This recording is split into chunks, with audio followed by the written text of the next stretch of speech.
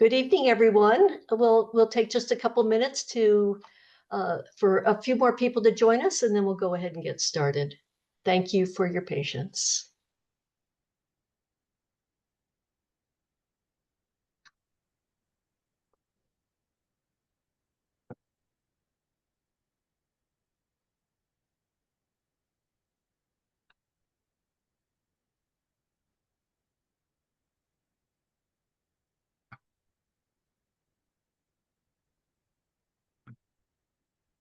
Okay, good evening, everyone. My name is Lori Kaplan. I'm a member of the Ashland.news Board of Directors. I'll be your moderator for this evening, and I'm pleased to welcome you to this evening's program.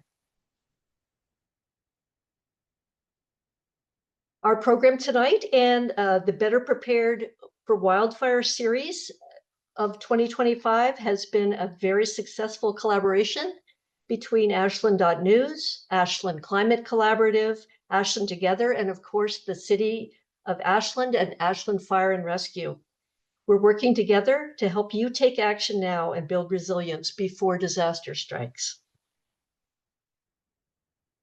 As you know, this is the 5th program of this series, and we do have recordings of our previous programs, which have been very well received, and we think they would be of great benefit to you if you haven't seen them already. So these are on the Ashland.news YouTube channel.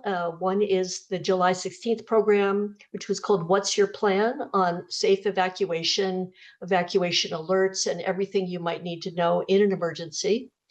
And our May 14th webinar, Better Prepared Homes and Yards, which was on home and landscape hardening strategies. So I encourage you to go check out, go to Ashland.news, go to YouTube and search for Ashland.news, and you will see these programs. And then when this program is finished, it will be up there as well, and we'll send you a notification so that you know to go and look for it. So just a quick thing about Ashland News. Hopefully you are a subscriber. We're a nonprofit community-supported digital publication serving Ashland and nearby areas. So if you haven't done so already, please sign up at Ashland.news to receive the local headlines direct to your inbox. It's free, but if you like what you see, please support us through a donation or becoming one of our monthly sustainers. So in addition to reporting the news, Ashland.news has also taken a leading role in convening important community conversations like this one. Also, in the past week, you should have received the Ashland News print edition in your mailbox. We're mostly online and in your email inbox, but twice a year now we've been producing a print edition, and we chose to do it all on wildfire resources.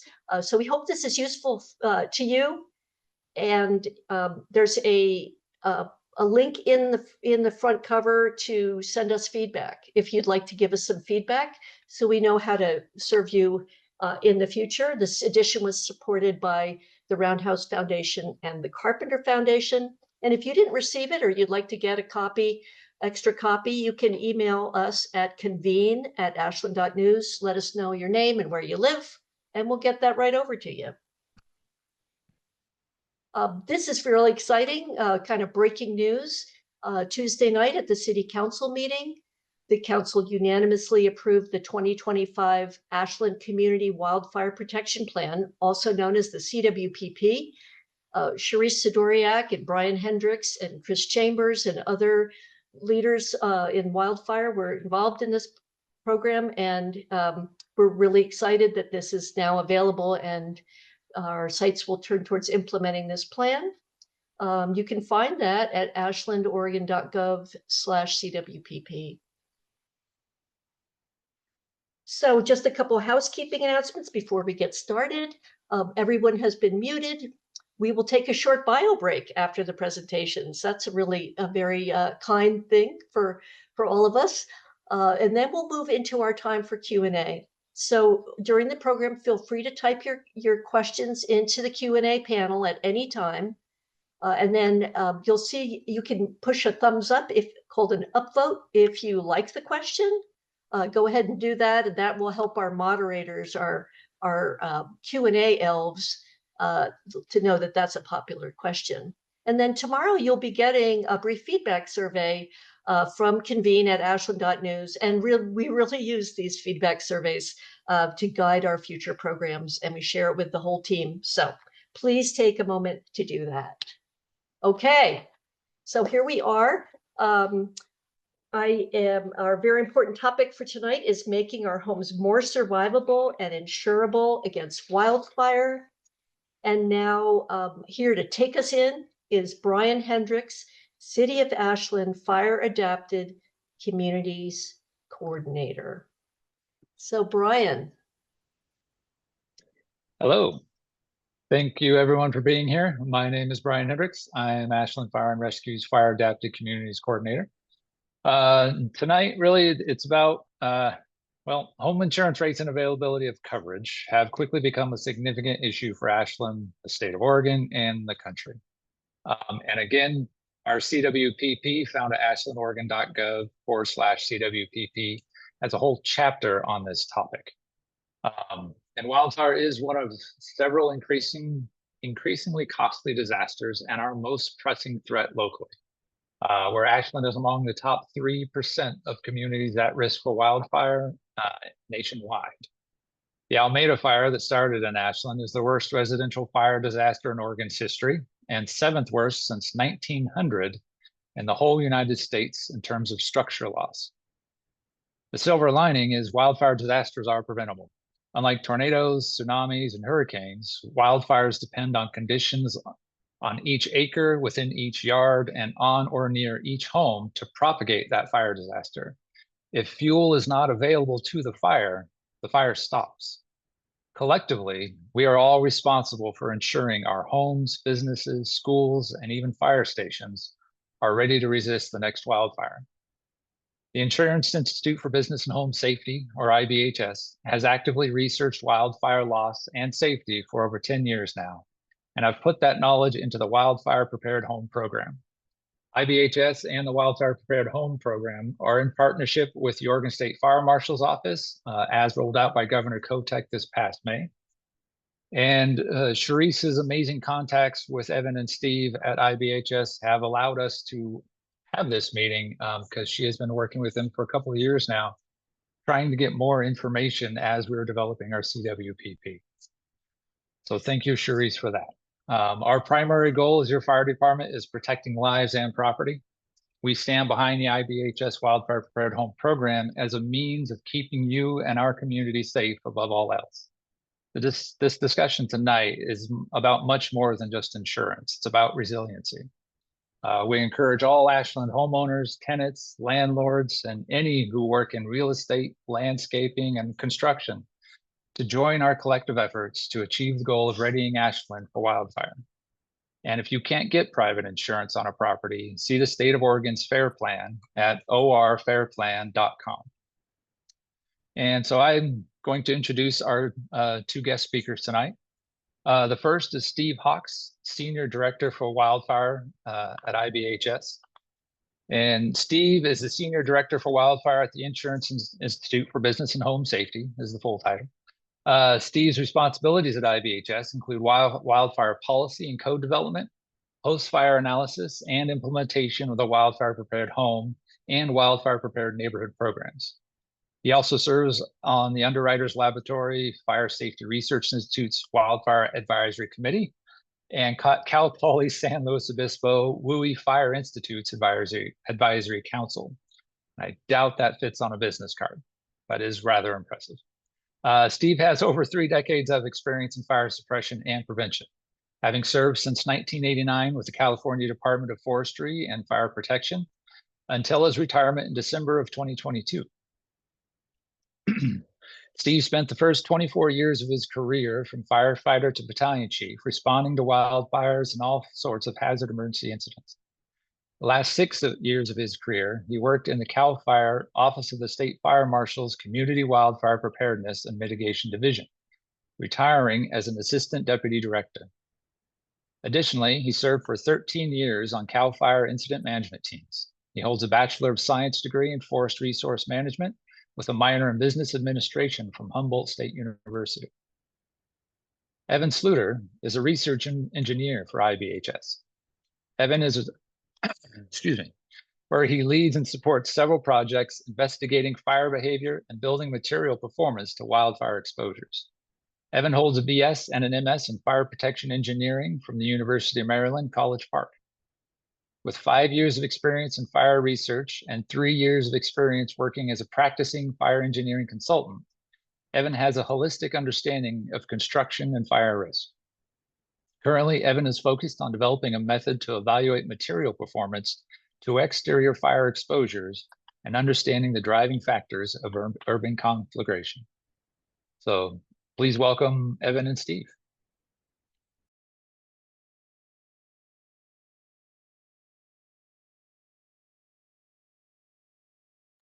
You're muted, Evan. Oh, thanks so much, Steve. Thanks so much for that intro, Brian. I have some serious catching up to do, Steve, in terms of our bios there, but We'll get there. really appreciate it. So without further ado, I'll kick us off. I'll pass it over to Steve for a bit of the presentation, but I'm going to introduce why we do what we do at IBHS, share a bit about us, talk about some of our science, pass it over to Steve to talk about our wildfire prepared home and neighborhood programs. And we're also going to share a bit of information about our deployment on the Eaton and Palisades fire in LA County.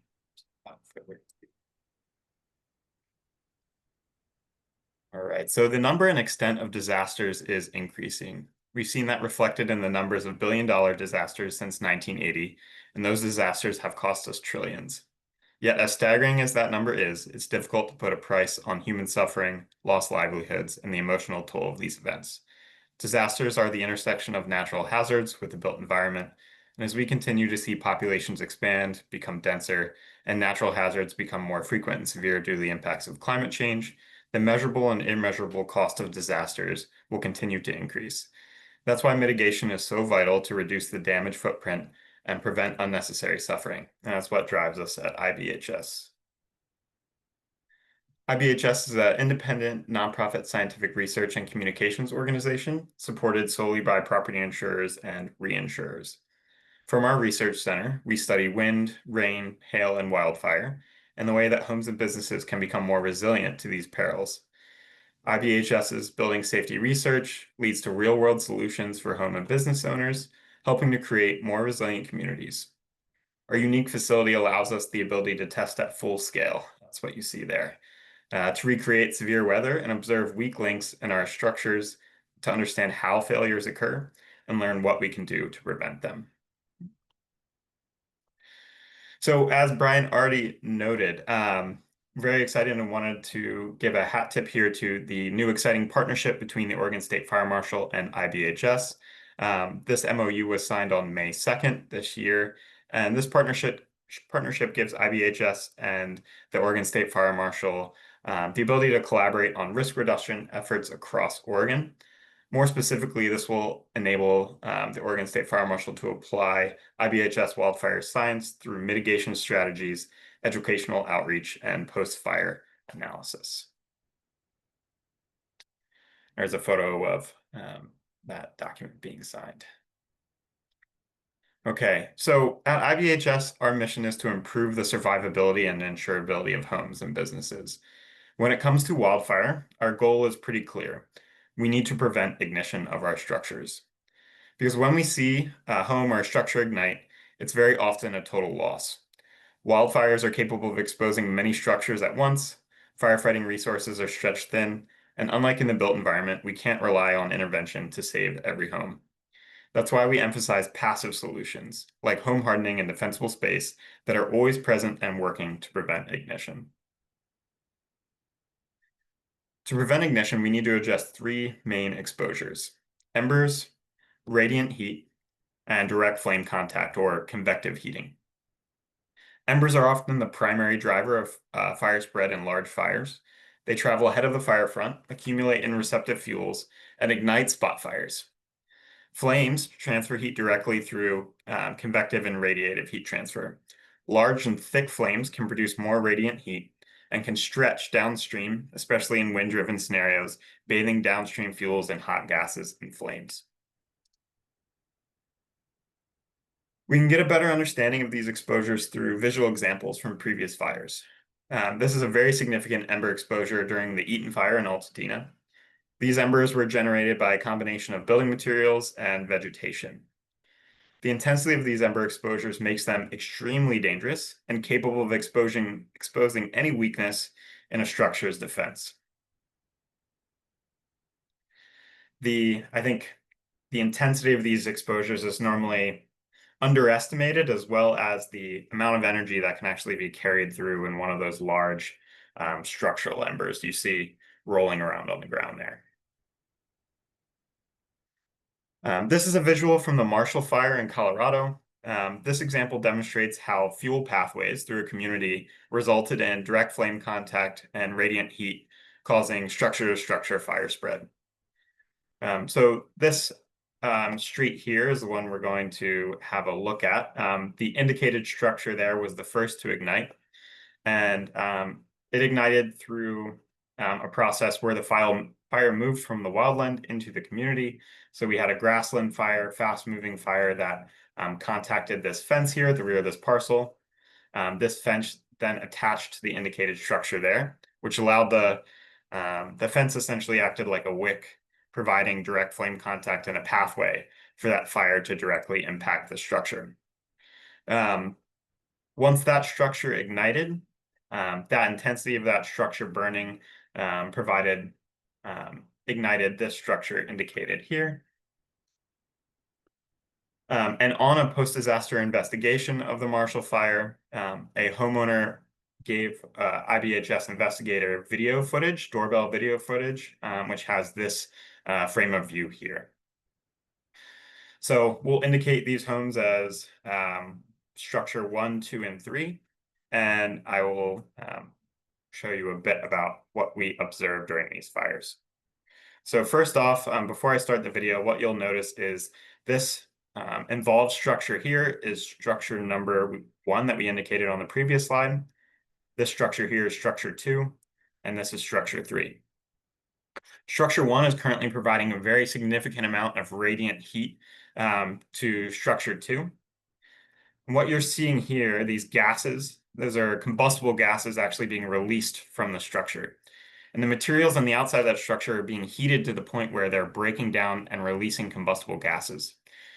So once that fire does ignite, either an ember or a flame interacts with those combustible gases and ignites the structure, it becomes involved very quickly because it's essentially been preheated.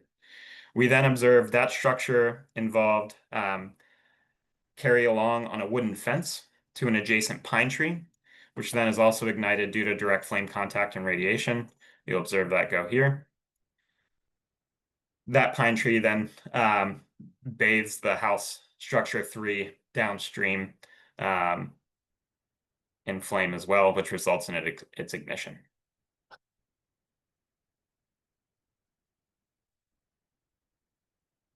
This entire row of homes ended up being consumed during this period of time where this wind-driven fire. These structures had an average separation distance between 8 and 18 feet. And that fire continued to spread until it reached Eaton Circle down at the end of this row of homes. And at that point, the road actually provided a large enough separation distance between fuels, as about a 60-foot separation, that fire spread from direct flame contact and radiant heat was no longer possible. Since we did not see an ember ignition on any of these structures, which they would have likely received a pretty significant ember exposure from these fuels that were burning here, the fire stopped. So with that separation distance, we're able to mitigate our direct flame contact and radiant heat exposures. All right, so when a wildfire enters a community and the fuel, weather, and topographic conditions are aligned, a high-intensity wildfire can develop into a conflagration. Conflagration occurs when a fire spreads uncontrollably through the community, with structure-to-structure fire spread providing a significant contribution. At IBHS, we focus on narrowing the path to and lessening the impact of conflagration. Several factors come together to create these firestorms. To narrow it down, conflagrations follow humans, drought, and wind. Excuse me. Humans account for over 90% of wildfire ignitions. An increasing population means more people, more structures, and more densely spaced structures in wildfire-prone areas. Drought at any scale makes vegetation more receptive to wildfire whenever that occurs during the year. And wind is the single biggest factor that influences extreme fire behavior, leading to conflagration. We have an example from our laboratory here, which gives an indication of at least the impact on the fire size and profile due to wind. So in our no wind scenario, we have a structure and a flame height of about 20 to 30 feet. And in our wind-driven scenario, we have a flame length of approximately 40 feet. So a few different things happen in this case. So with our stretched and tilted flame, we're not only extending that flame length, but we're moving that flame and that heat, that radiator closer to downstream fuels. So whatever direction that fire is being pushed in, the heating and the exposure in that direction will increase exponentially with increased wind speed. So the very, very drastic change in the heating. It's also important to note that aside from our flame bending and our hot gases being pushed downstream, in wind conditions, embers are of course capable of flying further distances, and they're more likely to be generated as it creates that drag force that has the ability to break vegetation and create vegetative embers and also stir up and propel our structural embers. All right, so to review, when wildfires interact with communities, structures are exposed through embers, radiant heat, and convection, or direct flame contact. Embers are typically the first to arrive. They ignite receptive fuels and create spot fires. As these fires grow, they generate radiant heat, direct flame contact, and convective heating, leading to high-intensity exposures. When fuel, weather, and topographic conditions are aligned, these ignitions can develop into conflagration.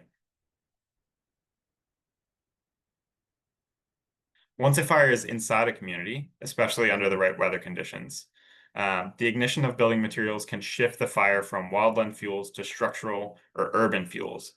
In these cases, wind-driven structure fire spread is influenced by three main factors. Our structure density, so our spacing between our buildings. Our connective fuels, the vegetative and built environment fuels that exist between these structures and give the fire a pathway to move between them. And then our building materials. What are our structures created out of? How likely are these structures to ignite? And what kind of resistance do they have to these fire exposures? And that's why our work is now focused on reducing potential exposures and hardening structures so that communities are less vulnerable when wildfires enter. Protecting a home and reducing the likelihood of ignition means the house and its immediate surroundings need to work together. To protect our homes, reduce potential fire exposures, and increase resilience, we need to simultaneously reduce exposure by removing or relocating fuels and increase our structure's resilience through hardening the exterior materials to resist whatever exposures remain. So either focusing on exposure reduction or increasing resilience individually is not a practical or achievable solution in many situations. Reducing exposures can work to a certain extent, right? If we're really dedicated to reducing exposure, we could remove all potential fuels from our entire parcel, but that changes the livability and the sustainability of our parcel, right? Environmentally, that's not a great solution either. It's also, embers are capable of flying large distances as well, and mitigating fuels on our property are never going to be able to address all those potential ember exposures. Again, if we only focus on our structure resilience, the cost of very resilient building materials and reducing the openings in our structure can very quickly take us to a very expensive and bunker-like situation. But when we combine both of our approaches here, reducing exposure while simultaneously increasing resilience, we start to achieve a lot of more practical, affordable solutions that meaningfully reduce a home's risk from wildfire. So now I'll talk through some of the key components of this strategy and provide some visuals from our laboratory highlighting key vulnerabilities of each.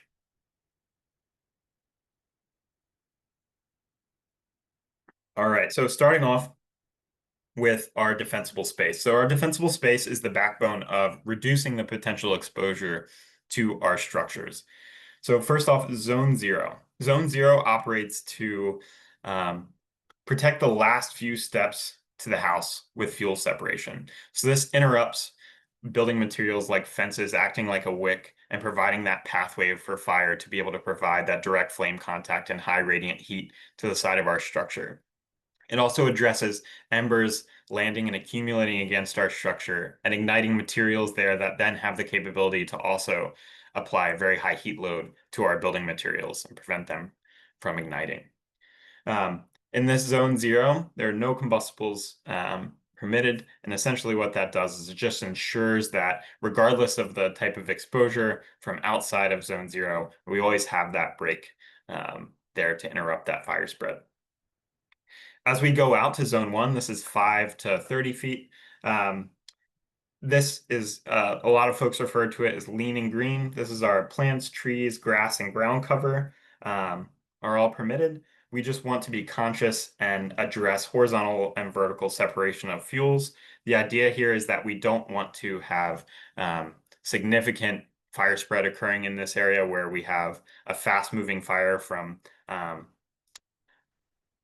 either in our canopy or from larger vegetation. So we're just addressing that horizontal separation between fuels and then addressing any potential ladder fuels that could allow fire to move up into the canopy of vegetation around our structure.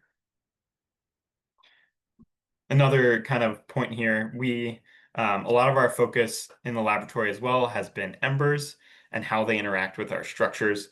Another big reason why we focus on zone zero is as embers interact with our structure in a wind-driven scenario, there are two primary behaviors that occur.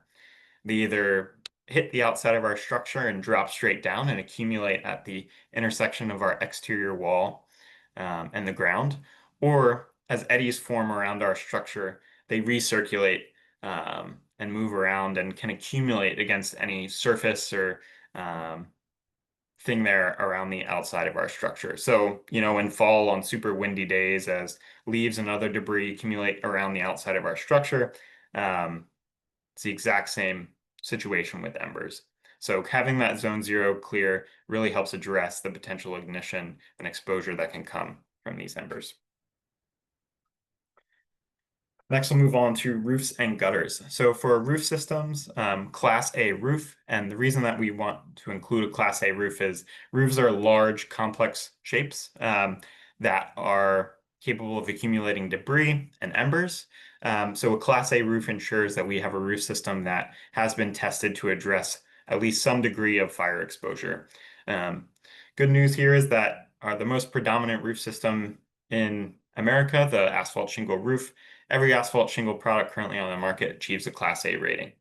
So for a lot of folks, there is no upgrade that is required here.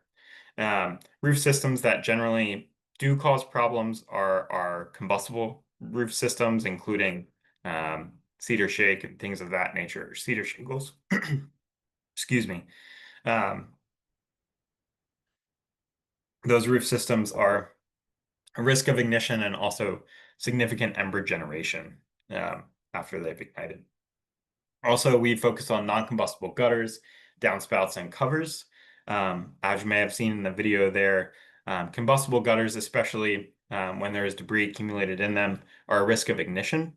And then after they've ignited, they have the potential to either expose our roof deck directly or fall off and land directly in our zone zero. So either way, combustible gutters are something that we want to address.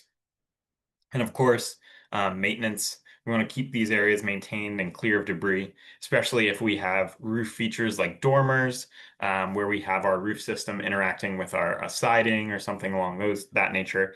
Any debris that accumulates in there and has the potential to ignite can expose our vulnerabilities of our structure.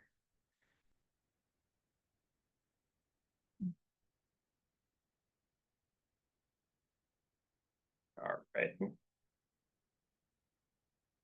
Sorry about that. It appears my PowerPoint has just crashed.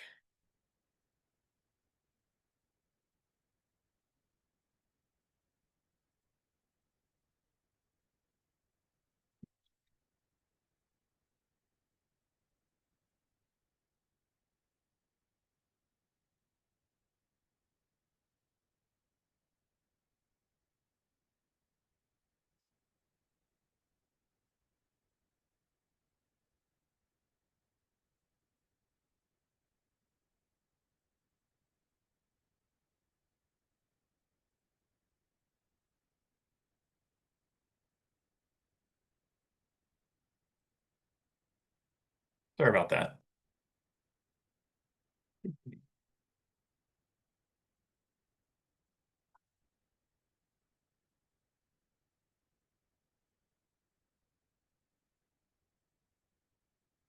All right, back on track. Just to confirm, can everyone still hear me? Everything else is still You're all good, good? Evan. Yep. All right, thanks, Steve. All right, so moving on next to vents. So with vents, what you're seeing here is a vent with quarter inch mesh. And what you're able to observe is the embers we are exposing are passing through, and they're also moving through this attic space, still ignited and then landing in the attic. So when we want to address our vents, we want either an ember and flame resistant vent, or we want to cover all of our vents with 1/8 of an inch metal mesh.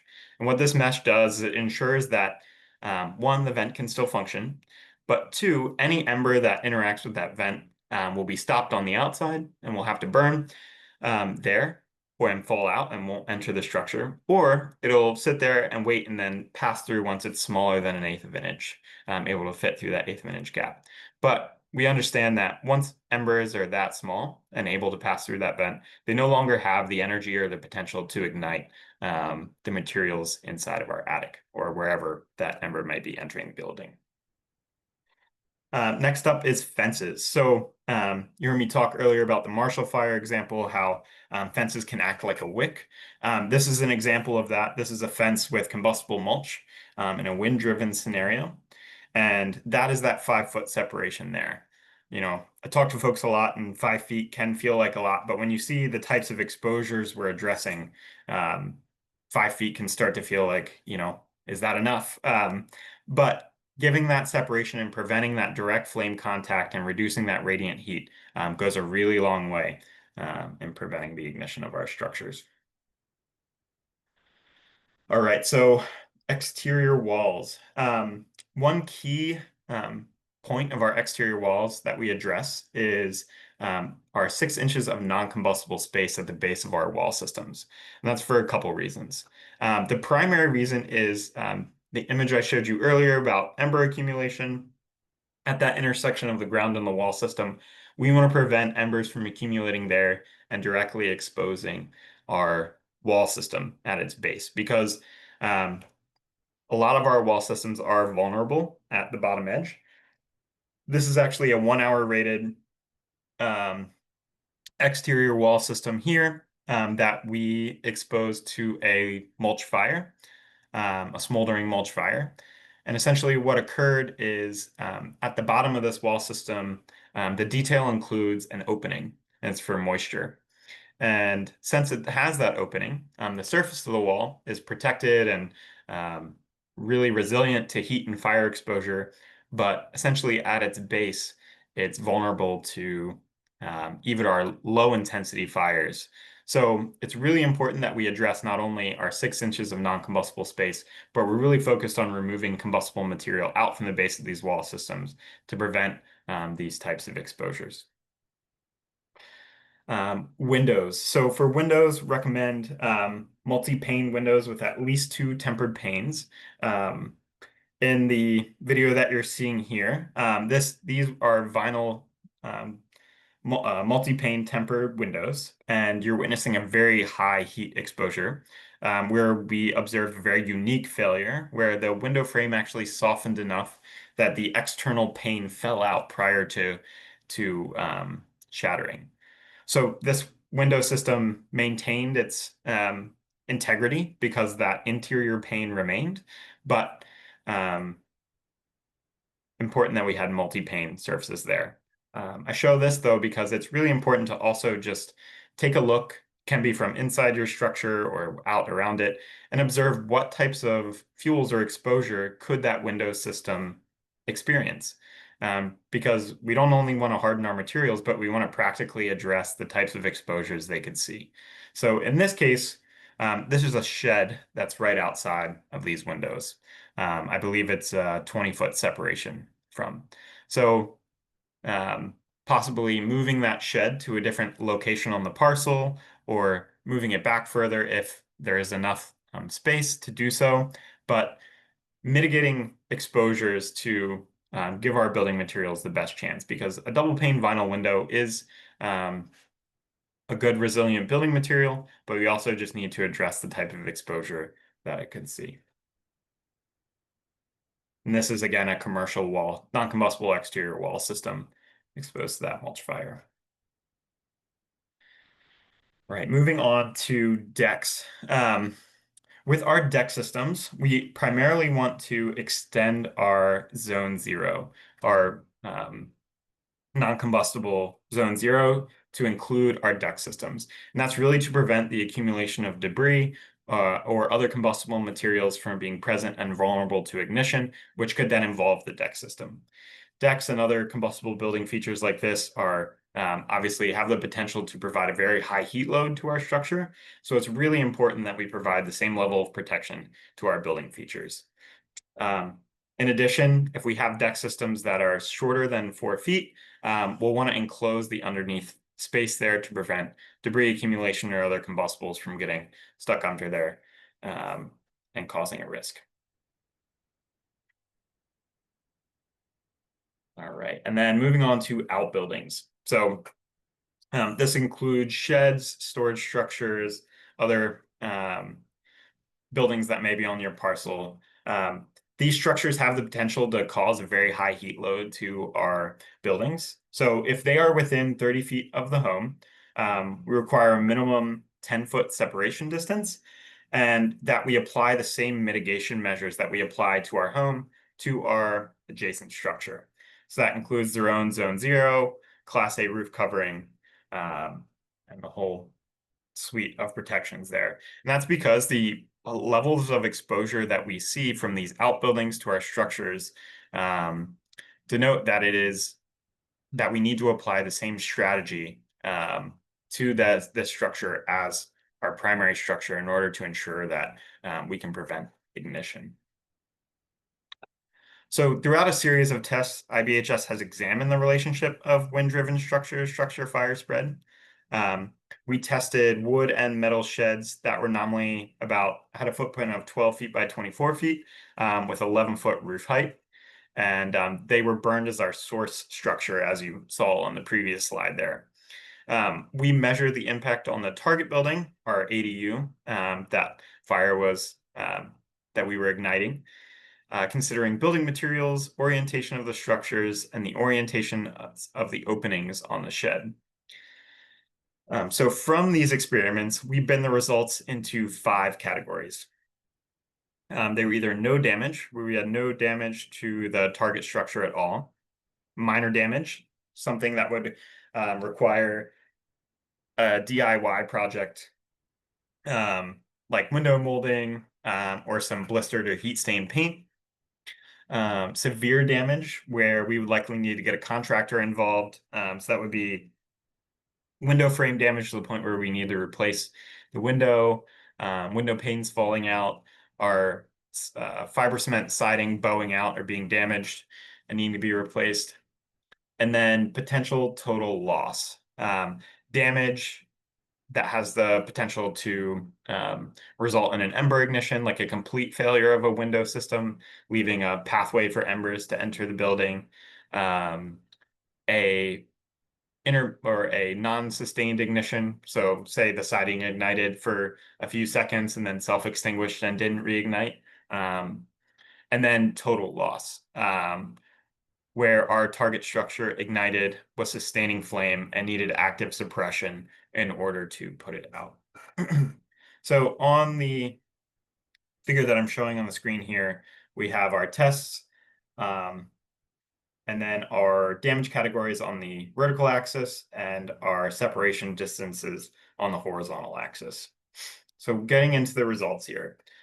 When we had our structures at a 10-foot separation distance, we saw deterministic results. At this structure separation distance, the ignition of the source structure, our shed, resulted in a total loss of our ADU in a wind-driven fire scenario every time. So in these conditions, we must stop initial ignition of both structures in order to address the fire risk. As we start to increase that separation distance, our results start to vary more significantly. The variables that we're considering in the experiments started to cause variations in our results.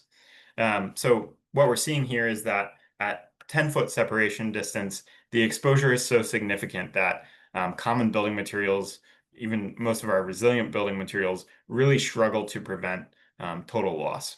But as we start to increase that separation distance, the exposure decreases, and we're able to start to mitigate these exposures and see variation in the damage of our structures. It's important to note that most of these structures were run at a 20 to 25 mile an hour wind speed. As we increase the wind speed to 50 miles an hour, the types of wind speeds we saw this year in Los Angeles County, the results begin to get pushed out to the right. So at 20 feet, we saw a set of experiments that were total loss. And at 30 feet is when we started to see a decrease in the exposure. I will note too that since these experiments, we have started to run another high wind case at 40 feet, and we continue to see the same drop off. So this doesn't scale all the way out here. We still see a very large decrease in exposure out at 40 feet. But it's important to note, this is focusing on the direct flame contact and radiant heat exposures. We need to address exposure from embers at all separation distances. All right, so protecting homes from a wildfire must be a systems-based approach. It's a system of protections against embers and flame, direct flame contact, and radiant heat that gives a home the best chance of surviving a wildfire. Our research, coupled with research from other wildfire research organizations, points out that this systems-based approach is a coupled approach of the exterior components and materials of the home and the 100 feet immediately surrounding the home, with the first 5 feet, zone 0, being the most critical. Without all these elements working together, we have the potential for the fire to find the weakest link and reach the home. To meaningfully reduce wildfire risk, we need to complete all the science-based actions. Yet, if we can't do that now, it's still important to get started, create a plan to take on additional projects over time, building each resilient link in the chain. And with that, I will pass it over to Steve to talk about our wildfire prepared home programs. Yeah, thank you, Evan, and good evening, everybody. Steve Hawks again. So what Evan just covered with you is the research that we've conducted over the last 10 plus years, and then also been able to field validate during our post-fire analysis on the nation's most destructive wildfires. And we have built that systems-based approach to defending properties and homes from even these high-intensity wildfires where they're burning under those extreme conditions of drought, high winds. You get the fire start near a community that is vulnerable to a wildfire. And then when that fire enters into the community, it can transition to that conflagration or the large loss of structures. So for the Wildfire Prepared Home program, it is that systems-based approach, and we have 2 levels to the program. And the first level is generally just referred to as Wildfire Prepared Home, but sometimes we also call it the base level designation. And it is all the items that you see in the reddish kind of boxes on the bottom of the screen that address the components of the structure and its surroundings that are most vulnerable to the ember exposure from the wildfire. So it looks at the roof system having a Class A roof, non-combustible gutters and downspouts, the building features, the ember and flame resistant vent or the 1/8 inch metal mesh, that bottom 6 inches of the wall where it meets the ground, or where the wall joins with a deck.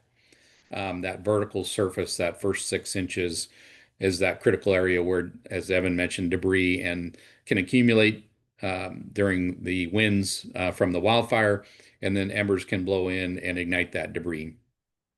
And then that first 5 feet is really, for the area that surrounds the house, the absolute most critical area for defending the house and having nothing combustible in that area.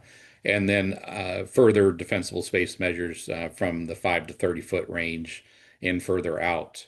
And then the second level designation is the plus level, and it adds on the things in the blue box to the base level requirements and addresses all the other components of the structure, from the windows and doors and siding, etc., that you see on the screen.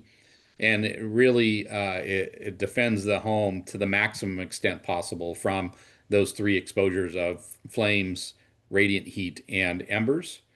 And for new construction, this is where you want to be. You want to build to the Wildfire Prepared Home Plus level designation, because it does provide that maximum protection for you. If you have an existing house and you're looking to retrofit to be more resilient, then really look at the base level designation as a starting point. And start there. And then once you get to that level, then look to see how you can continue to increase the resilience of the structure, striding towards the plus level designation. Next slide, please, Evan. And so this slide is going to walk you through the designation process. And the document you see top center of the screen is a document we call or refer to as the How to Prepare Your Home checklist. And we really recommend that you go to our website, wildfireprepared.org, and download this checklist, print it off, read through it very carefully, and then walk around your structure. Evaluate your structure to the requirements listed in the checklist. And if you have some work to do, some items that need to be mitigated, then make a list of the actions that you need to take. Develop a plan to check those off the list, which ones you can tackle maybe very easily and start with, and then the ones that may be a little bit more involved and require maybe hiring of somebody to help you with. But work towards checking all those off the list. When you're done and you're ready to submit an application, come back to the wildfireprepared.org website, and then you'll have to create an account in our system and submit the application and photographs. And there is, at this point, a $125 fee that is non-refundable. We are a nonprofit organization. This is not designed to make money, but to administer this program, it does require us to send an evaluator out to the property to gather the information and the photographs that we need to evaluate and ensure that the homeowner has taken all the right steps and meets the requirements of the particular designation level. And so you submit the application.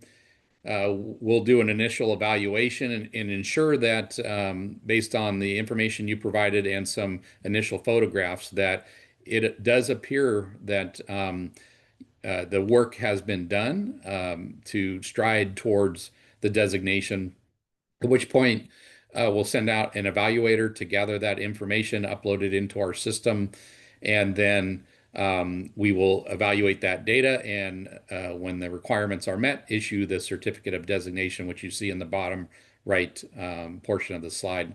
One more click. There you go. Thanks, Evan. You're on it.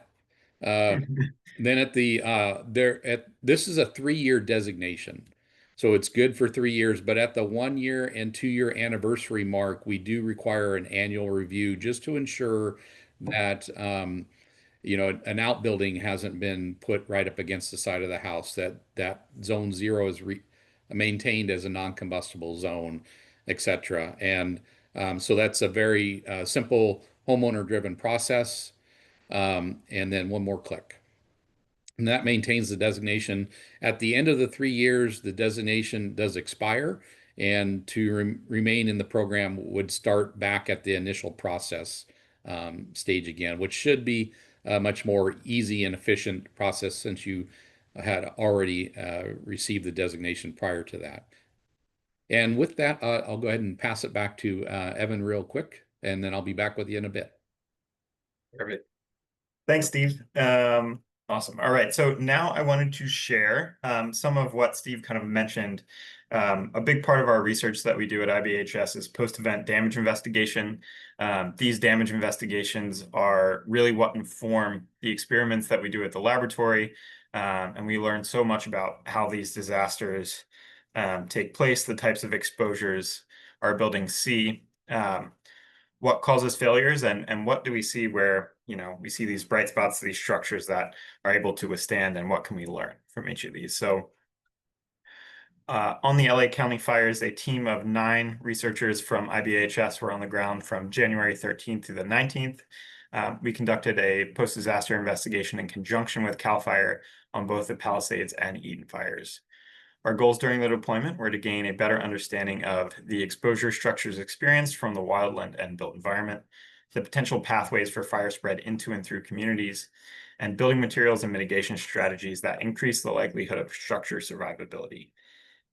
Excuse me. The team collected specific data across 3 key categories: building components, structure separation distance, and fuel factors, with a particular emphasis on connective fuels around the main structure of a parcel.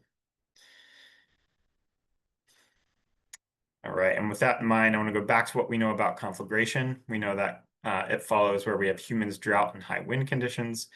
In the Palisades and Eden fire, these were especially present. During the fires, the impacted areas were experiencing severe drought conditions and a Santa Ana downsloping wind event.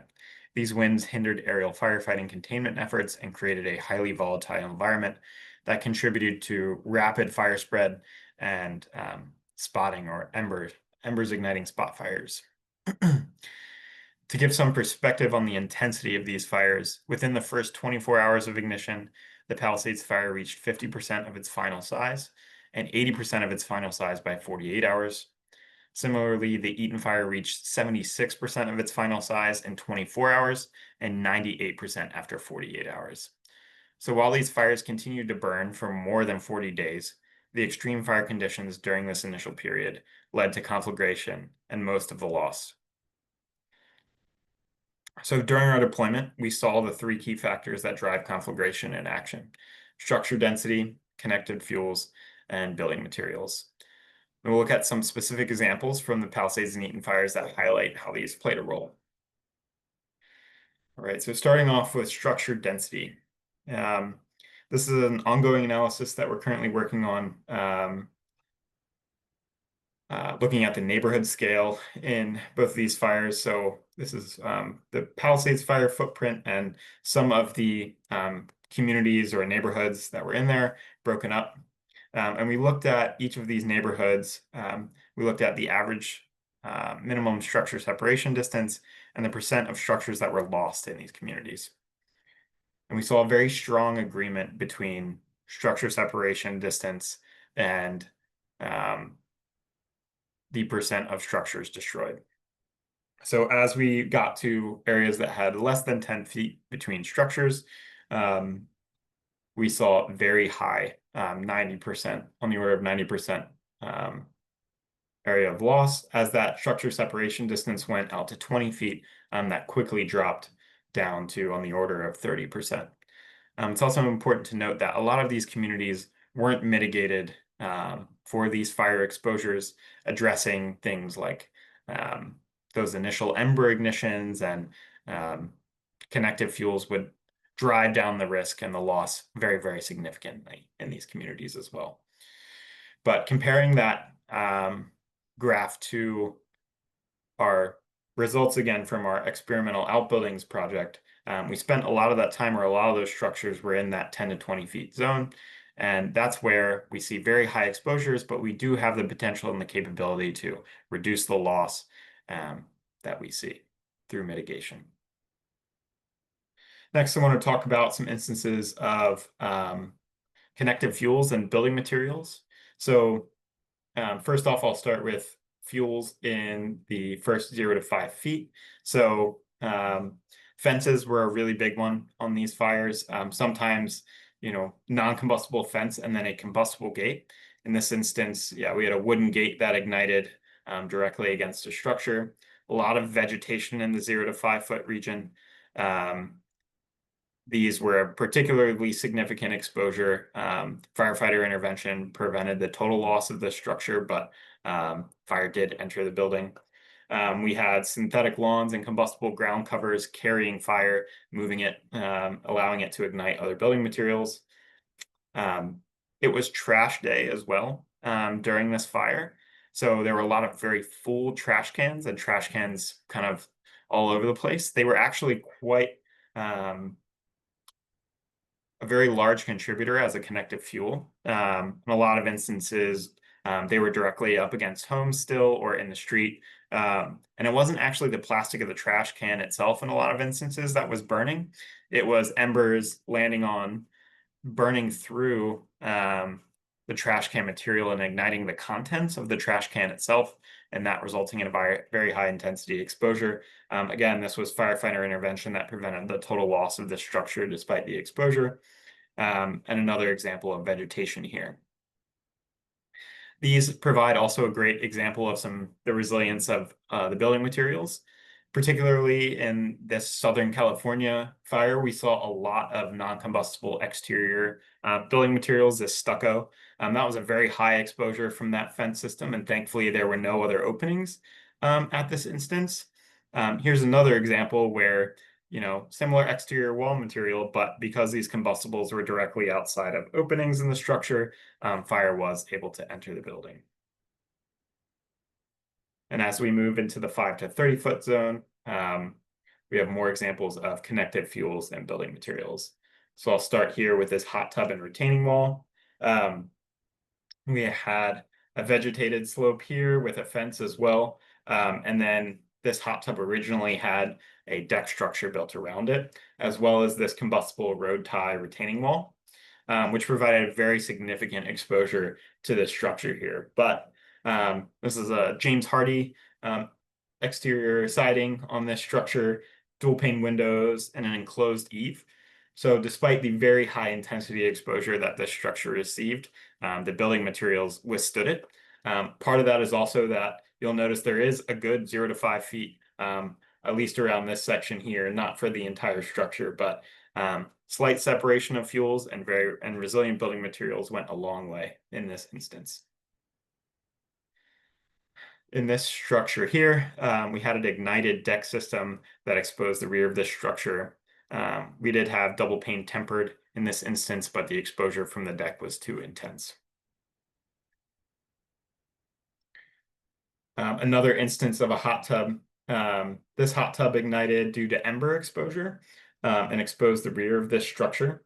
The wind field would have been coming out of the screen for this instance here, so that might have reduced the exposure slightly. But this was a very lucky instance where we saw total loss of the exterior building envelope, but no internal ignition, which is great.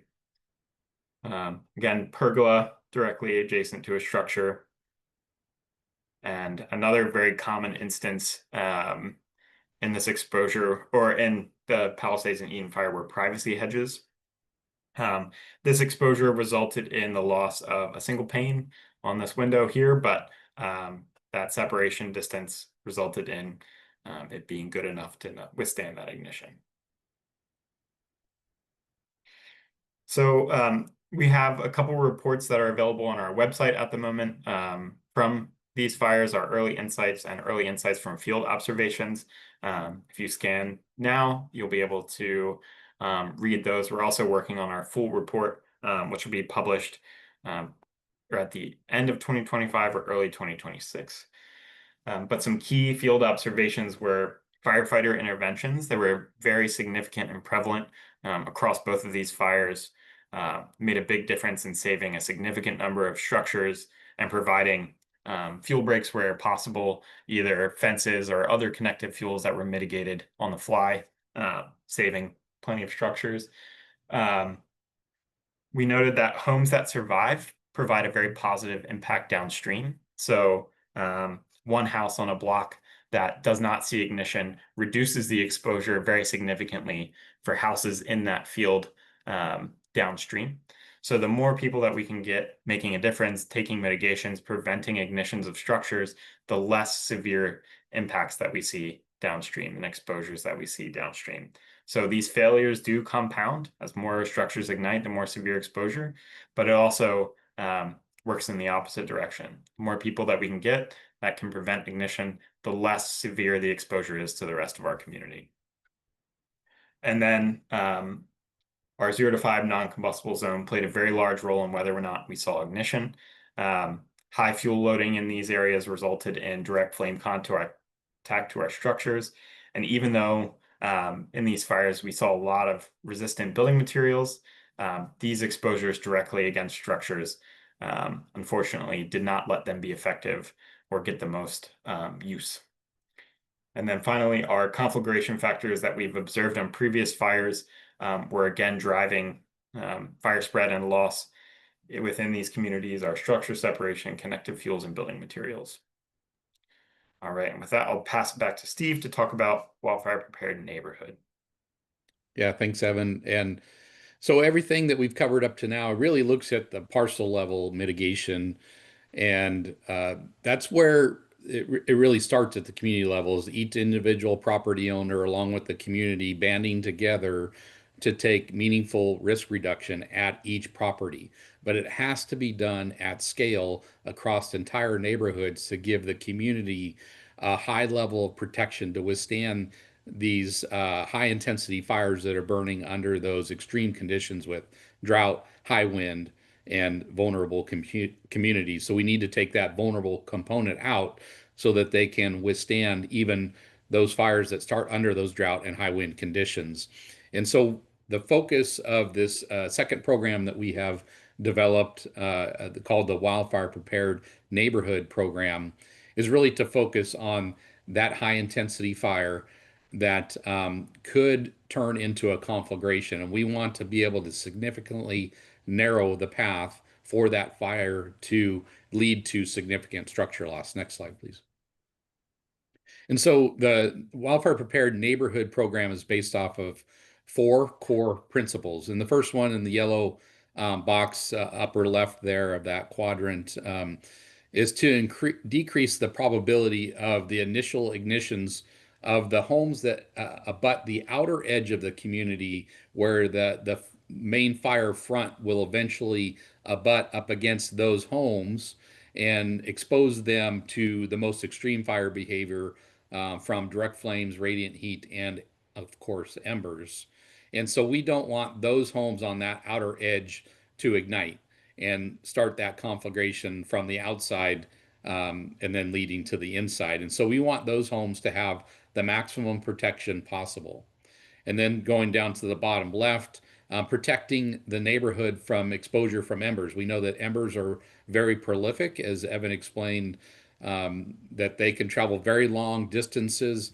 And when they land, they have enough energy in them to either ignite a vulnerable component of the structure itself, travel in through a void space like a vent inside the structure, igniting a vulnerable or combustible item on the inside, and then also igniting vegetation and other things around the structure that would then expose the structure to that fire. And even when you have a small, maybe nondescript fire that's close to the structure, it does have enough energy in it to ignite vulnerable components. So we want to be able to protect the structure, all the structures within the community, generally speaking, and I'll explain that further in just a minute, but from ember exposure.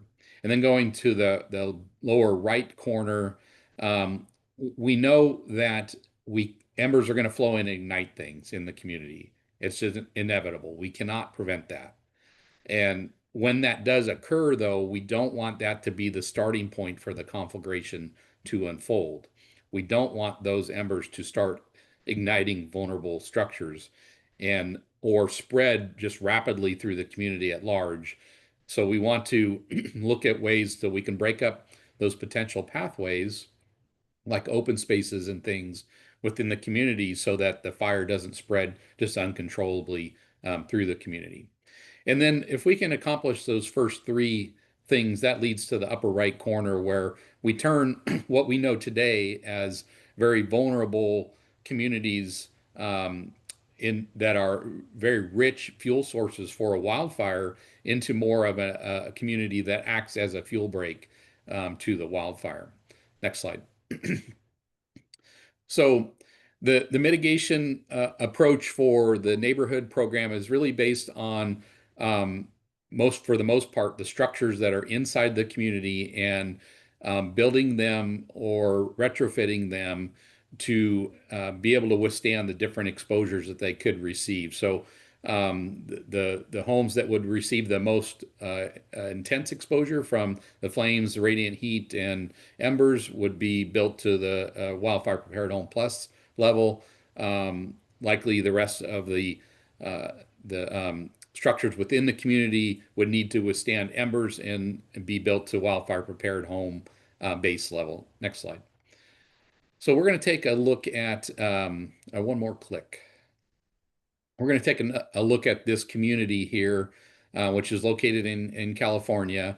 And so we have to have a defined boundary for the community.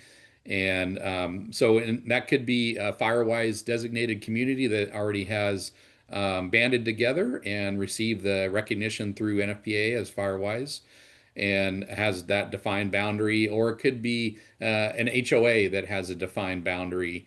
But once we are starting to work with the community, we'll take a look at the community at large and the defined area around it. And then we'll, next slide, please.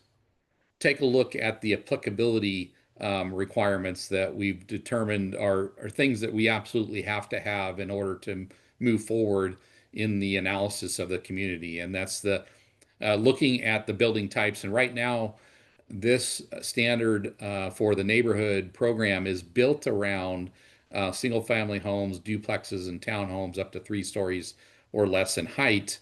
We will, as time progresses and we continue to build out this program and evaluate it, we are looking to open it up to larger communities that have commercial space in them and so forth. So that is to be determined in the future.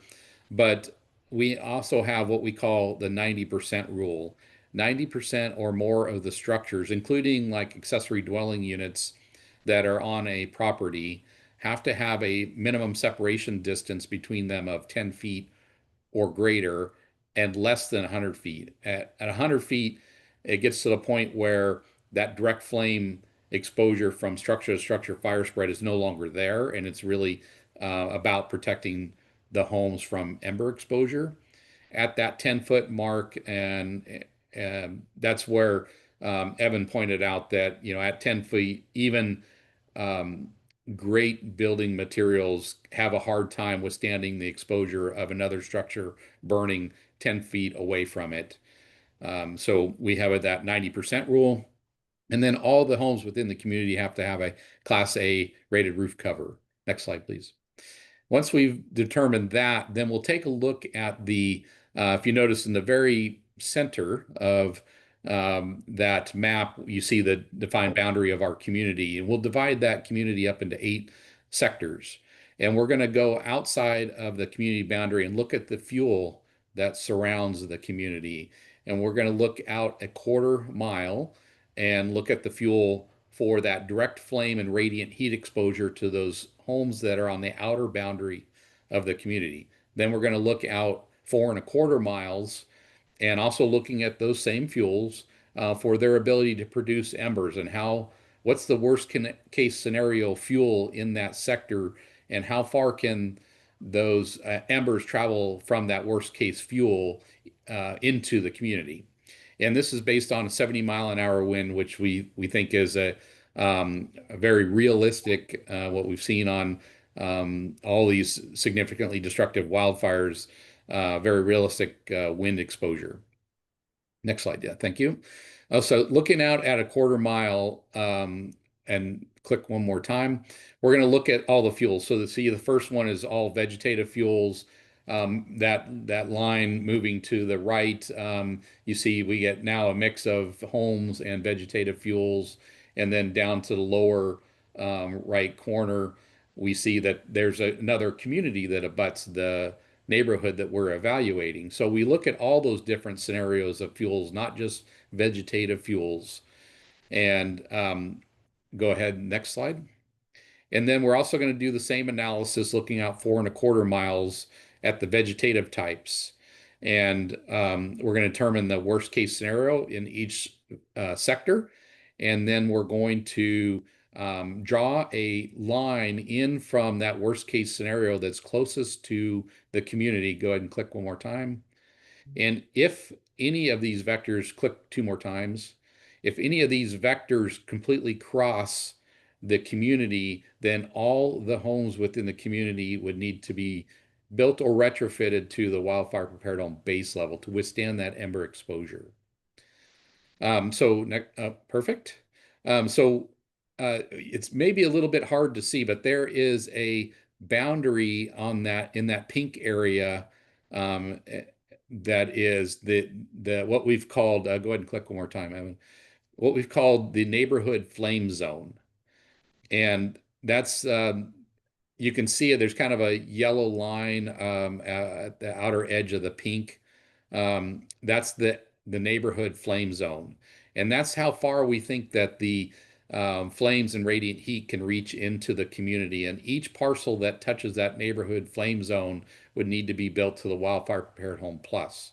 And then as you go further inside, all those other, since we had vectors cross this community, all the other parcels, the homes on them would need to be to the base level designation. Next slide.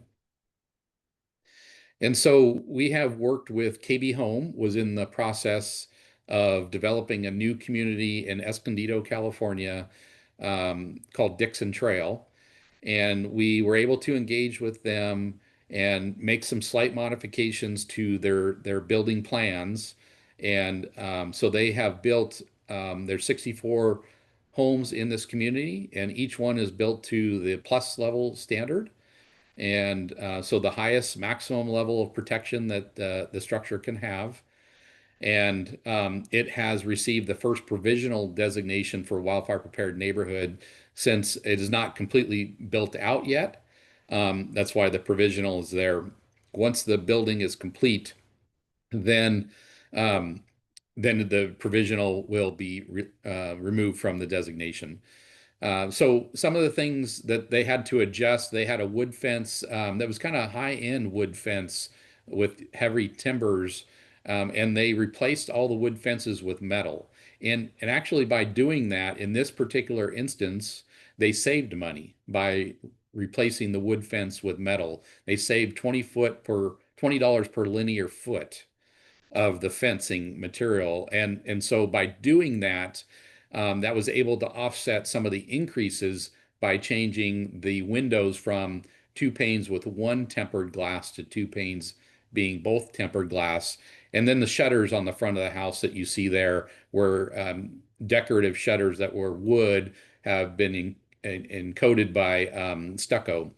And so they got it to be cost neutral. Now, had they not saved the money on the fence, they estimated that it was going to cost an additional $3,000 per home to build it to the plus level designation. So they found that homeowners are, because this is in the Southern California area, with the recent experience from the LA fires in January, are very in tune with wildfire and wanting to build with resilience. So they're very happy to be living in a community that has this designation. And one homeowner has told Steve Refner, who is the developer with KB Home that previous to moving into this community, he was on the California Fair Plan at $9,000 per year for insurance, and now he is less than $1,000 per year because every home in this community has insurance through the admitted market, at your brand name carriers. Next slide, please. So each structure, when we can reduce the ignition of them, then that has a positive impact on the community, and that reduces the likelihood of the conflagration unfolding. And next slide. And when we can increase the survivability of homes, we can increase their insurability.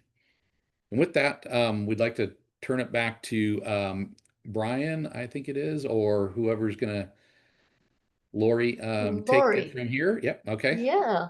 Well, thank you, Steve and Evan. Wow, a lot of great information there. So we're going to take our planned little kinder and gentler webinar bio break. So you can, we'll take like, I think, let's say 5 minutes. We'll see how people come back. Well, I guess I won't know that. We'll take 5 minutes. In that time, you can also ask your questions. If you don't know how to do that, if you mouse over the bottom of your screen under where you're seeing me right now, you should see a little thing that says Q&A, and you click on that. That opens up a panel where you can ask a question. So go ahead and get yourself, a glass of water, whatever you need, and we'll be back.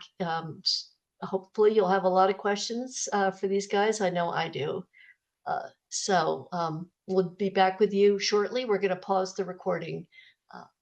And in about, we'll get started again in 1 minute. So I see we got some questions coming in, and hopefully our Q&A helpers will be looking at those, which are Sharice and Hillary. Hey, Lori, we're ready for the first question. Are you ready to go? Let's just give it just as soon as it hits 7:22. All right. There we go. It's 7:22. So. Okay. So this is actually, I think it's for you, Evan. This is a first question that came in from Kathleen, and her question was, I believe that was the overhead of the fire in Colorado, where you showed the block of houses that just went from one house to the next. And Kathleen's question is, what was the time frame between the first home being ignited and the entire row of homes burning? Yeah, absolutely. So in that video, it's approximately 30 minutes from the start of the video, that first house ignited, until the other two were completely engulfed. I will say though that the local, like the rate of fire spread is dependent on the local conditions, the wind speed, the types of fuels, things like that. But yeah, in that instance, it was approximately 30 minutes for all three of those to go. Hillary, do you want to just go down the list, except skipping the one for Ashland specific, and then I'll ask a few more? Yeah, Joyce had a great question, and her question is, my neighborhood has all the backyard surrounded by 6-foot-tall wood fencing. I would need to work with 4 neighbors to change to metal fencing. Is that the goal of that? And our houses are only 10 feet apart. Sure, I can take this one. I would say absolutely, it's a good goal to work towards. I think you could start by working towards just the immediate 5 foot of fencing connected to each structure. So you break that chain from structure to structure of combustible fencing all around. And then you can work out from there in addressing more of that fence. Another key thing that is good to address if there's any back-to-back fencing. So you have a wooden fence and your neighbor also has a wooden fence.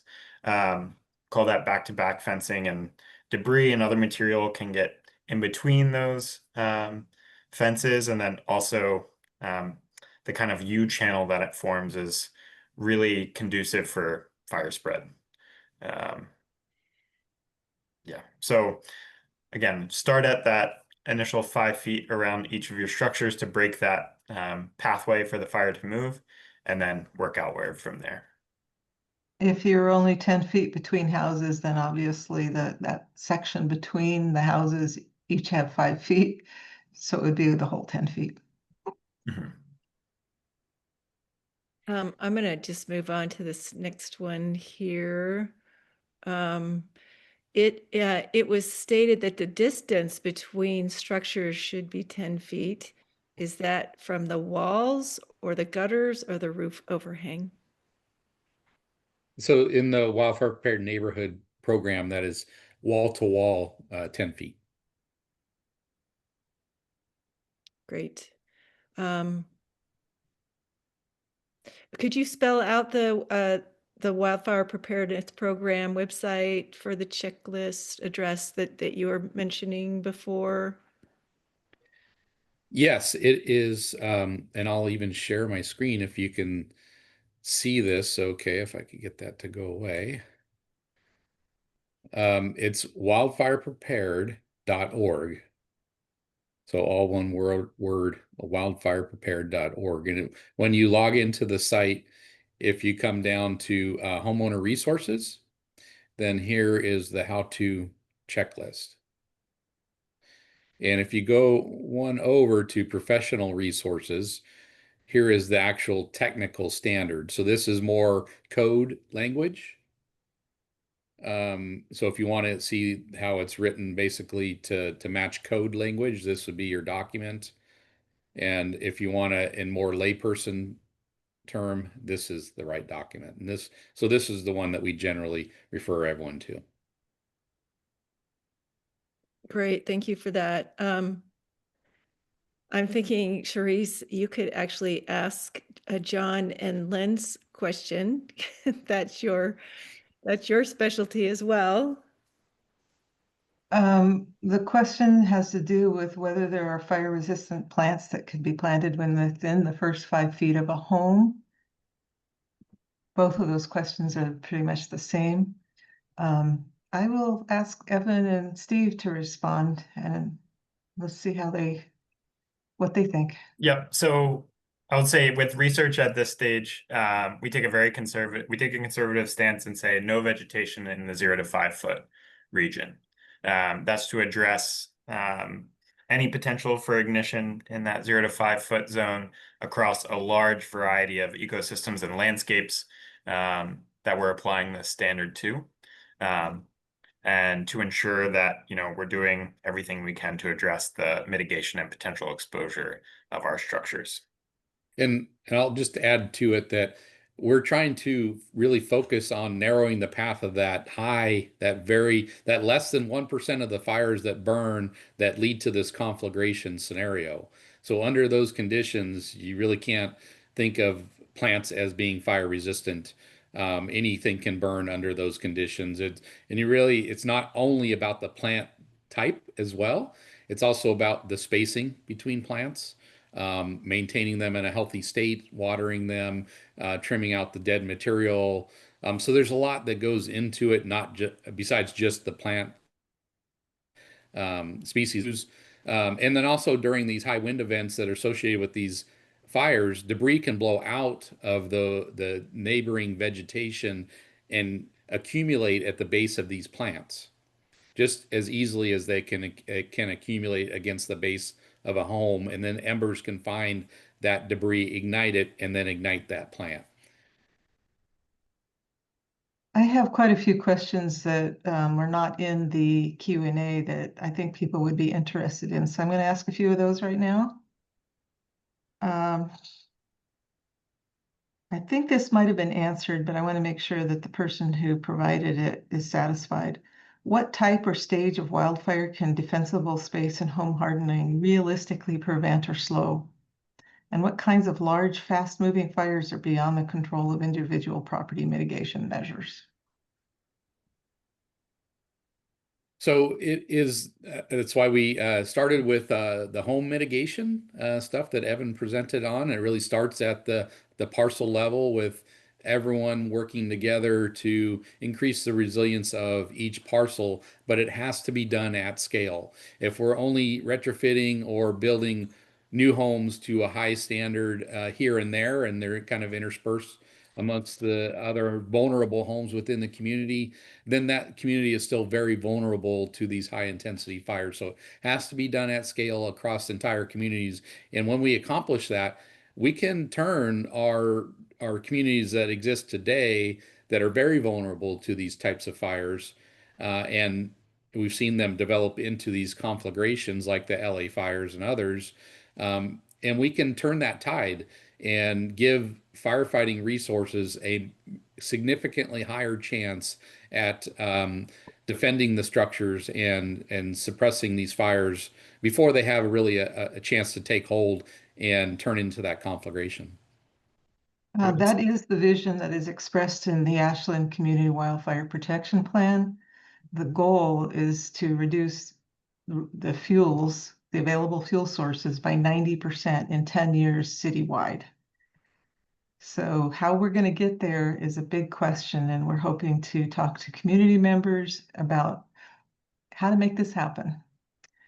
And I will say, to piggyback on Steve's response there, we did see a lot of homes instances in LA County as well, where there's a lot of directionality and change that happens in these fire exposures that they kind of occur on a scale, even on large scale fires of smaller distances, 30, 40 feet can make a big difference. So homes that were mitigated against embers, even in these intense fires, have a chance of resisting their ignition and exposure. And especially, those connective fuels and things like that, they go a really long way. So I will say, the end solution is applying this at scale, but local successes happen frequently with properly mitigated homes.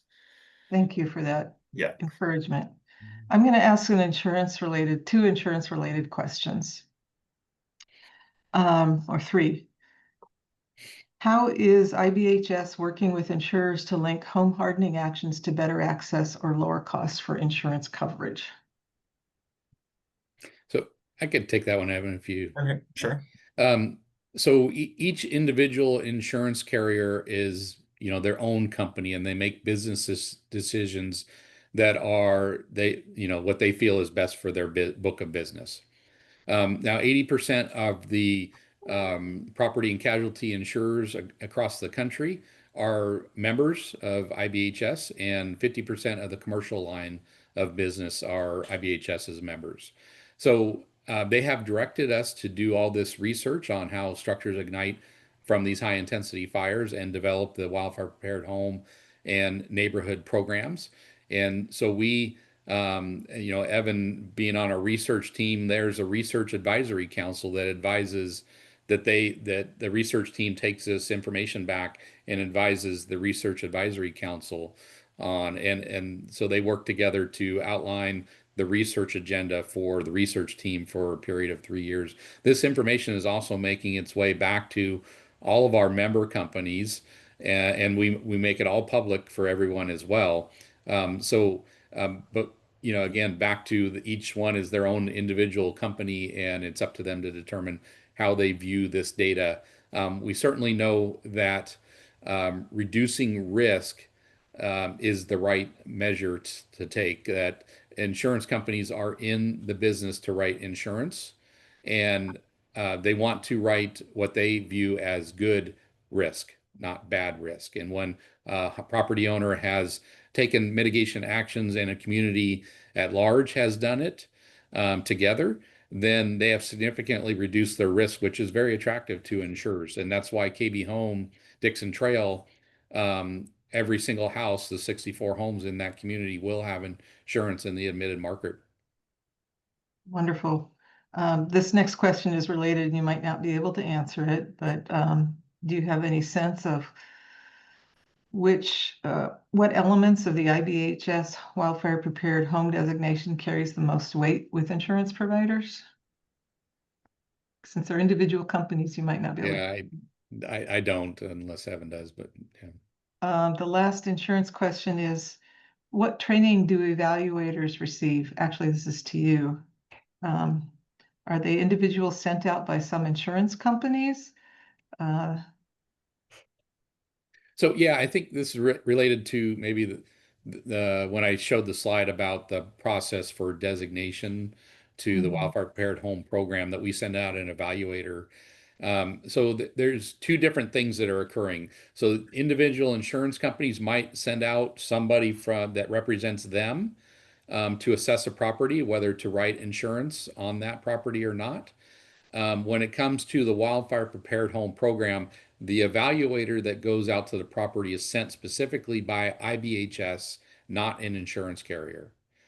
And so we send them out, we call them evaluators because they're not there to assess the property and um, ensure to see if the property meets the requirements of the program. They're there to gather data and take photographs and upload that data into our system, where an IBHS employee will examine the data to determine if the requirements have been met. And when they do meet the requirements, then a designation is issued. So the evaluators that are sent out are not trained to do like a full assessment on a home. I'm sure like Brian and his colleagues are. I'm going to go ahead and just get 3 questions over here. One of them is just a clarification.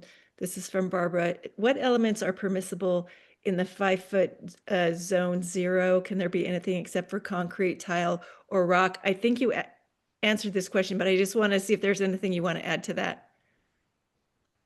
Any non-combustible materials are permitted. So,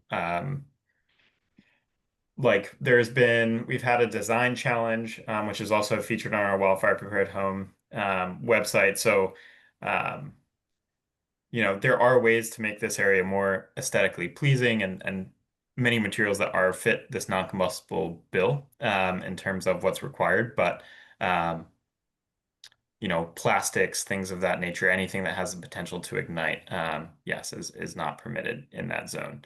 Um, yeah, Steve, do you have anything to add there?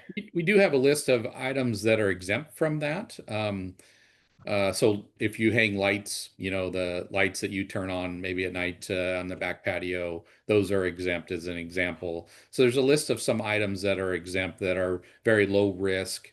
And when it comes to like lawn furniture that might be in that 5-foot area, the framing of the furniture needs to be non-combustible, but the cushions can be in there. Obviously, they can burn, but we always on our documentation put on there that on red flag warning days, when the fire threat is elevated or you're going to be away from your house for an extended period of time, remove those things. Take them inside the house, move them further away, whatever the case may be, that suits your needs best, but get them out of that zone during that period of time, and so that they're not a problem. Great. Thank you very much. Len would like to know what steps can be taken to fire harden a wood deck. Steve, do you want to take this one with the Wildfire Sure. Prepared Home? Yeah, so the first is if you have an existing wood deck and it is elevated at 4 feet to the walking surface or less, then you want to enclose underneath it with a wire mesh that has a gap of no greater than 1/8 inch, same as you might do on a retrofit of a vent. And that's to keep debris and embers from blowing underneath the deck, accumulating and then igniting. And a deck has two main exposures: a fire starting on top and a fire starting underneath it. And of the two, the biggest is problem is the fire starting underneath. When you have a fire underneath the deck, that's going to be something that firefighters may not be able to control because of the intensity of that fire and sheer volume of it, given the amount of things that are happening around the area. So we really want to prevent a fire starting underneath the deck. So enclosing it with metal mesh that can keep that debris and embers out. And then wherever a post or a step meets the ground, is that same principle of that 6 inches of vertical non-combustible space applies there. Those are areas where debris can accumulate again embers find that and ignite that. So we want to enclose those that 6 inches at the base of the vertical surface to the ground with a non-combustible material.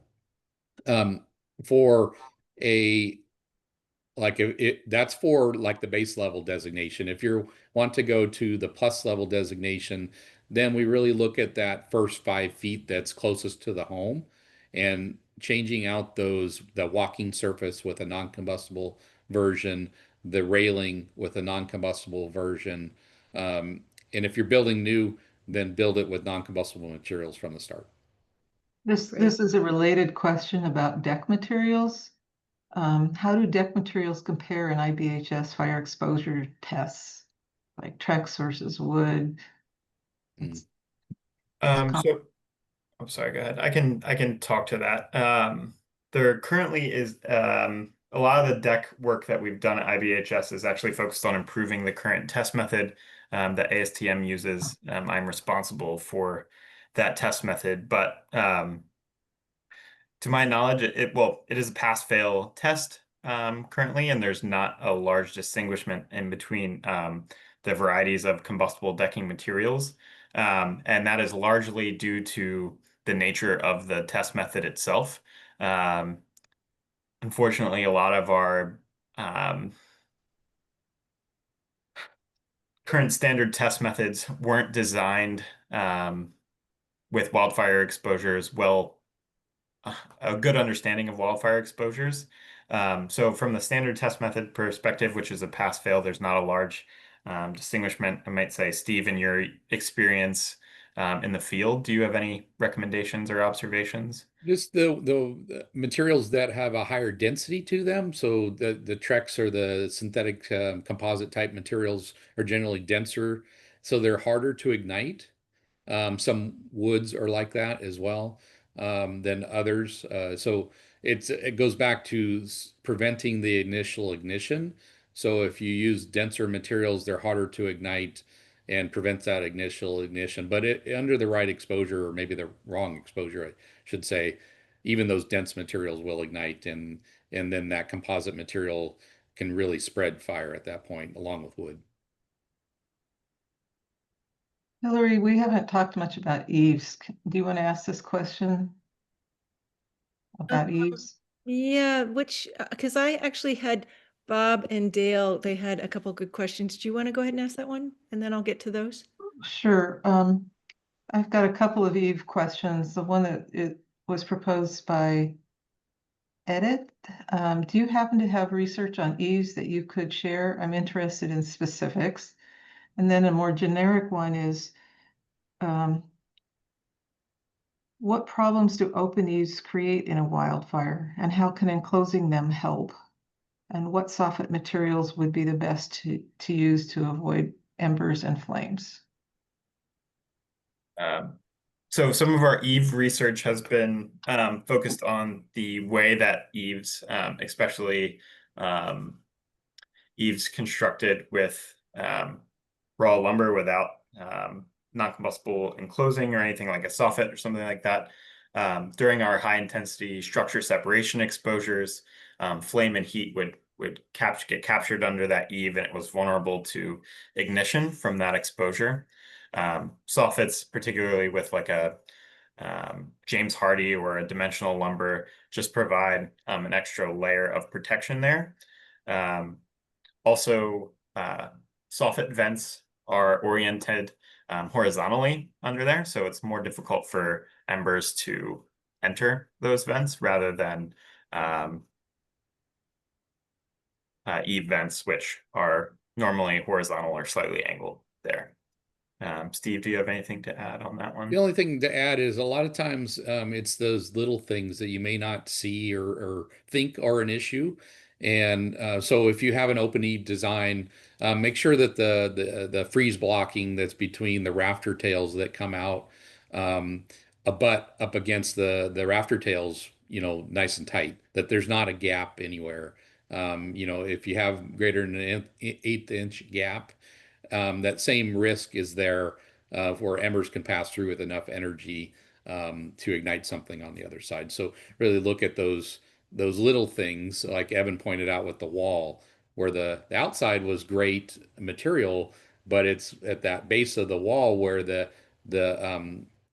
substructure behind the wall material, the plywood or OSB or whatever it was, ignited because of the small flames at the base of that wall. So sometimes it's these little things that we really need to pay attention to as well.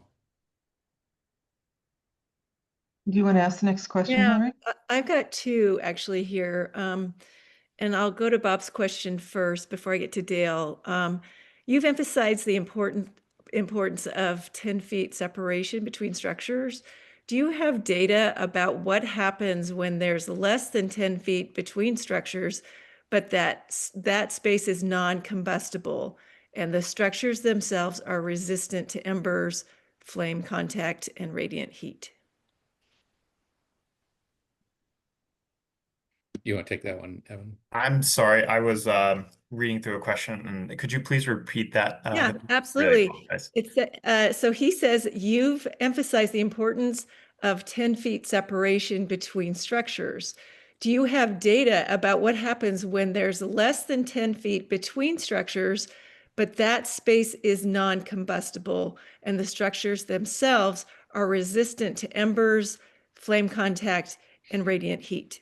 Yes, absolutely. So that is a good question. So that kind of combines a bit of research from the classic fire protection world, where for quite a long time now, over 100 years, we've been studying compartment fires. And generally, when we get compartment fires, especially in high density areas, we get this phenomenon where we have that internal fire burning in our compartment. We'll get window breakage, and then our primary exposures coming fire through a window, right? So it kind of sounds like the question is, we have two non-combustible exterior sided structures, and there's nothing in between them, but we've gotten an ignition, we're getting an exposure. So the type of exposure I would expect would be that window breakage and then radiation, direct flame contact from there. So in that instance, you're really limiting the amount of fire exposure that the structure could receive, as long as our exterior walls remain standing for long enough to prevent that fire from getting larger from either structure collapse or something along those lines. And we spend a lot of time, and our building codes are designed to keep those exterior walls standing and then contain that heat and prevent radiation to our neighbors through firewalls or other structures and things like that. In residential settings, that's much less common. Our structures aren't designed to be that way. So in a lot of instances, you'll get collapse of a structure or roof failure in a way that results in the increase of the size of that fire and the radiation to a structure nearby.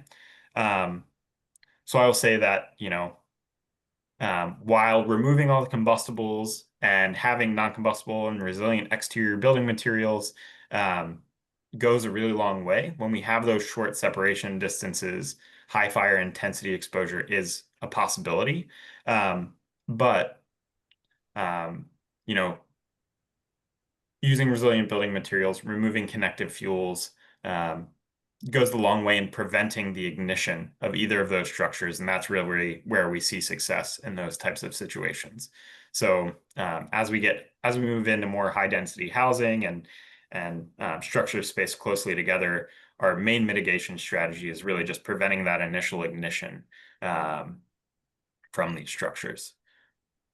And replacing the fencing between it so that with a non-combustible version, and it can act kind of as a barrier, at least up to the height of the top of the fence, from that radiant heat traveling across it and flame contact as well.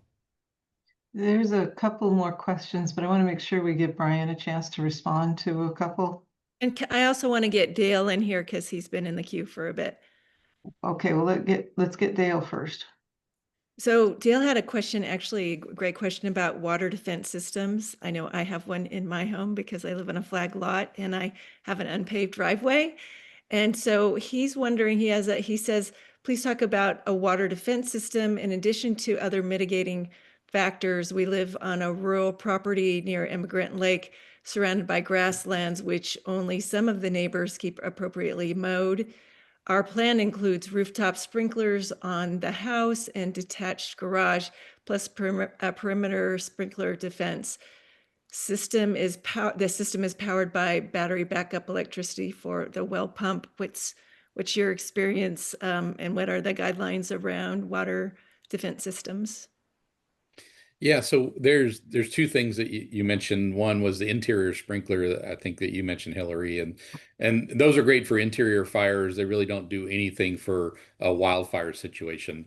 Then you have the exterior sprinklers used for wildfire exposure, and that gets back to what Evan talked about at the very beginning of the presentation with passive versus active suppression systems. So we really look at the passive design where you use good building materials and then good defensible space around the structure. And those, when you implement those actions, they're always there 24/7, 365, working no matter if you're home or not.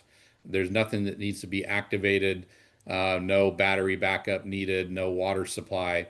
And then if you want to do more, like add an external sprinkler, then go ahead and do that. But don't compromise um, taking action on the building itself and its immediate surroundings to put an external sprinkler on the home.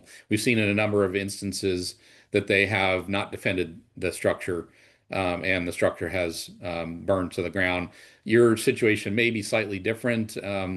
In a lot of urban environments, the water supply ceases to exist at some point in the fire. They're just not designed to have 100 fire engines hooked up to hydrants throughout the community, drawing that volume of water out of the system, and they tend to fail. And one of the first things that the incident commander of an incident is going to do is shut down, working with the local utility company, shut down the power to the affected area for life safety concerns. So, these are systems that require other things to work in order to defend your house.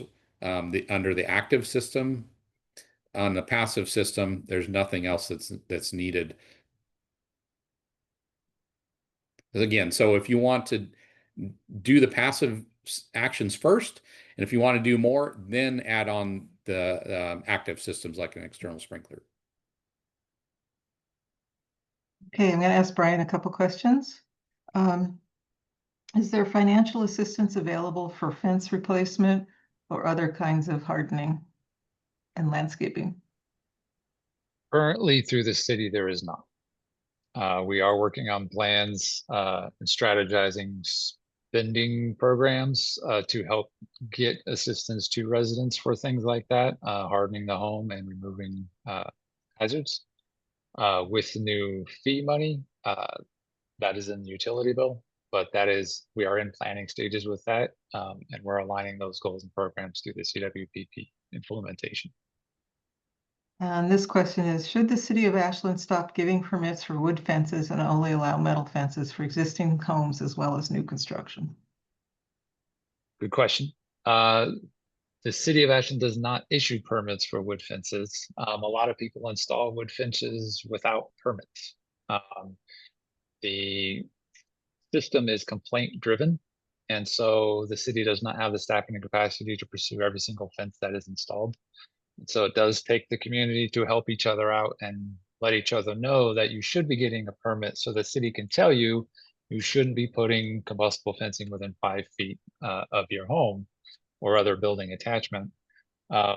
We currently in our code have some exemptions for like metal framing with wood slats. That is being evaluated now for code updates, where more than likely we'll be removing all those exemptions and having it fully non-combustible within that first 5 feet within 6 months to a year. I'm looking for any other code things. I think that's it. Didn't see any other code questions. So we're running to our last few minutes, and I want to make sure I ask this question because it's unique to the IBHS. Somebody asked, what new information is coming from research and experience with recent fires? I think you've shared a lot of that. And what works best? What advice turns out to be useless? Wow, there's a lot of parts to that question. So in terms of what's coming next, I can speak to that. We're investing a lot in understanding structure fire spread, as I gave some information on there. Now that we're made a lot of progress on mapping the types of exposures that we see, we're honing in on mitigation strategies to really address those exposures and integrating that into our recommendations on the community level, like a wildfire prepared neighborhood and things like that. We're also constantly working on better ways to evaluate and understand our building materials and how they respond and ignite in these types of situations. Fire exposures are incredibly complex and just never consistent in any way, shape, or form. So developing ways to really understand and create repeatable and meaningful experiments and results from those is where we're focused now. As well as, post-disaster investigation is a big part of what we do. We're still working to understand the large amounts of information that's coming out of the LA County fires. CAL FIRE provides us with a ton of that information. The DINS data set, we were fortunate enough to collaborate with their damage inspection teams. They survey every house within the fire perimeter and within a radius outside of the fire perimeter. So we're using that data to look at building materials and different attributes of structures that were involved and exposed in those fires and taking what learnings we can from there. Sorry, Sharice, what was the next part of the question? What advice turns out to be useless? I'm struggling to come up with any specific examples of advice that is useless or has been useless. I think we start to learn, or I guess I've heard my colleague call it sharpen the pencil on some of our recommendations and really understand moving from more general to more specific observations. We are funding and pushing a few other institutions that are better equipped to run experiments on vegetation and other things like that to understand more about, 0 to 5 and the vulnerabilities in those areas as well. We're always looking to just get a better perspective and make better recommendations and understand these exposures as best we can. Okay, there are a couple of remaining questions, but I think we're running out of time, so I'll just quickly answer one of them. What would it take for Ashland to receive a similar provisional designation for wildfire preparedness as Escondido did? Implement the CWPP.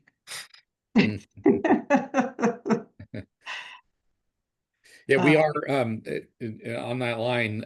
We are in a pilot phase with the neighborhood program, and we are working very closely with NFPA on this. We signed an MOU with them last year, and so we get this question periodically: is how does the neighborhood program and NFPA's Firewise USA work together? Are they competing?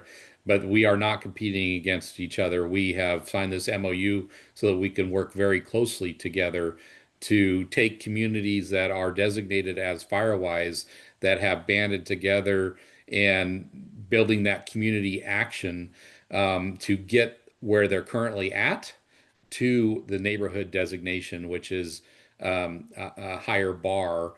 And so how we can, NFPA and IBHS and that local community and community groups work together to get these communities to this designation. Hillary, do you have one more question you want to pose?